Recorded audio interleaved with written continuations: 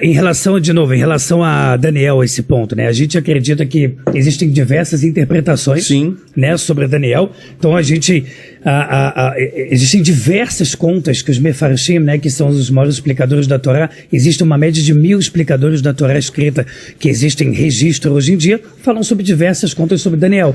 Então a gente não vê isso como um registro, não vê isso como um fato, ou nem sequer como uma prova. A gente vê isso como uma interpretação. Assim como existem diversas interpretações religiosas em cima da Torá.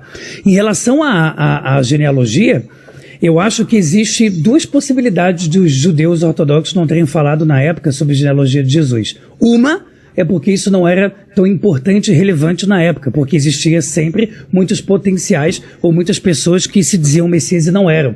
Eu acho que o povo judeu não iria fazer, né, por mais que havia uma CPI, né, como você falou, para ver se a pessoa realmente era Messias ou não, não teria como você pegar todos os casos do mundo e você ir até o fim para dizer esse é o Messias ou não. Então, no final das contas, o judeu ele sempre vai esperar o Messias por onde? Pelos sinais. E pelos sinais claros que a nossa Torá fala. Então, não é muito se a pessoa vai mostrar o RG e vai dizer, olha, a minha genealogia é A, B e C. Na época dos tempos finais, quando chegar Mashiach, isso vai acontecer de forma clara, isso vai acontecer através dos milagres pra gente. E esses milagres, eles por si só vão falar. E não vai precisar provar nada, porque simplesmente Hashem ele vai se revelar no mundo de tal forma que todo mundo vai se curvar e vai dizer ou Hashem o Elohim, né? Hashem é o Deus Todo-Poderoso, ou Bayom Aui Adonai Echad Shmo Echad. Será naquele dia que Deus será chamado de um, terá um nome, né? E seu nome será um.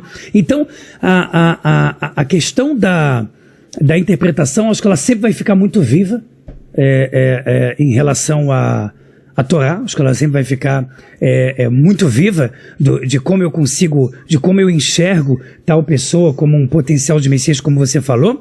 A gente procura ver as características, hoje em dia você não tem certeza, a maior parte das pessoas a gente não sabe. A Barvanel, parece, né, a Barvanel, que seria do Silvio Santos, da linha de Rashi, o Rashi do Ramban Gamliel, e esse da tribo de Judá, pouquíssimas pessoas que a gente poderia talvez cogitar que era da tribo de Judá.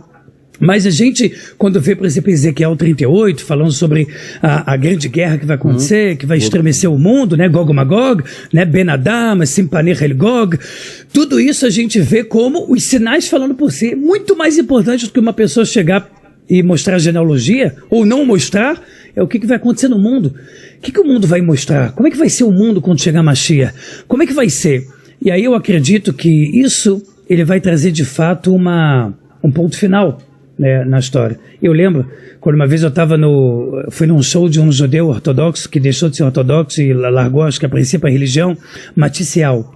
Não sei se você ouviu falar, lembra, um rapper. Ele se converteu, ele era convertido, foi para uma Hassidut, um grupo racídico, depois para outro, e largou. E eu lembro que eu estava no show, e na entrada do show tinha um grupo de pessoas messiânicas, eu não sei qual linha, e que estavam distribuindo os papéis sobre o Shema Israel, sobre a reza mais famosa do povo judeu. E aí ele mostrou um panfleto, eu recebi, eu falei, mas isso aqui é em hebraico? Ele falou, pois é, isso aqui é o judaísmo verdadeiro. Eu falei, mas por que está escrito Shema Israel, Hashem Elokeinu, Hashem Ahid? Não estava escrito errado, Deus é um, estava escrito Deus é único. Ele falou, sabe por quê? Porque Deus, existem forças, existem entidades, existe a Trindade, mas o Adotracionai, ele é o único, ele é o maior. Então é muito comum, não é de forma alguma generalizando, sim. Mas eu acho que sempre existiu uma tentativa não só lógica, mas também emocional de tentar fazer encaixar.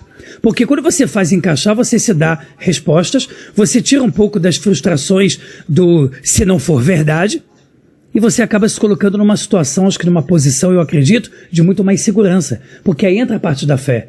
Existe a razão, existem as provas da Torá, que a gente está esperando elas acontecer, e existe a crença.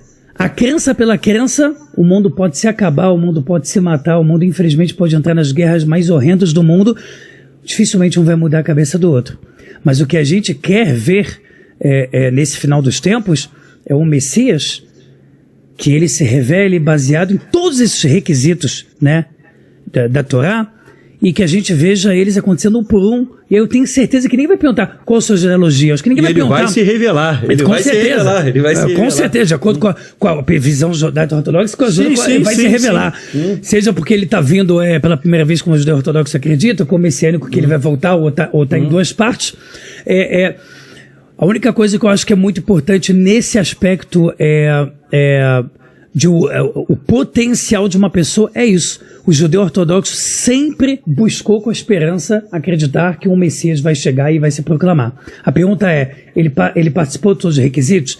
E o grupo Rabado, só para terminar e também te ouvir, o grupo Rabado, né, que é o grupo Lubavitch, eu tenho muitos amigos rabinos de Lubavitch, mas que não é o meu costume, e que uma parte significativa, acredita que o Rebbe é Mashiach. E aí eles falam, mas por que o Rebbe é Mashiach? Não, porque ele tem uma árvore genealógica que prova da tribo de Judá. Eu nunca vi a árvore genealógica, não acredito que seja o Mashiach. E quando eu mesmo pergunto, olha, mas por que não fez todos os pré-requisitos? Não, porque é numa geração que ele tem que fazer. A geração entre 30 e 50 anos pode ser 100 anos, então ele ainda pode se levantar e fazer. E aí a minha opinião que eu falo para você, olha, se ele chegar, independente, primeira, segunda, quinta ou sétima, se ele chegar e botar todos os pré-requisitos da Torá na prática, não tem problema nenhum. Simbora.